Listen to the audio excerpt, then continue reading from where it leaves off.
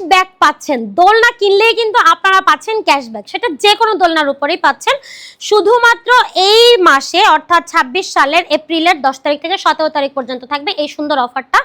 প্রথমেই বলে দিচ্ছি, বেবিদের এই দোলনাগুলো পাচ্ছেন ১৫০০ টাকা থেকে শুরু এবং ব্যাক কুশন সহ পাচ্ছেন ১৭০০ টাকায়। এই কম্বোটা পাচ্ছেন ২০০০ এবং এই কম্বোটা ২২০০ টাকায়।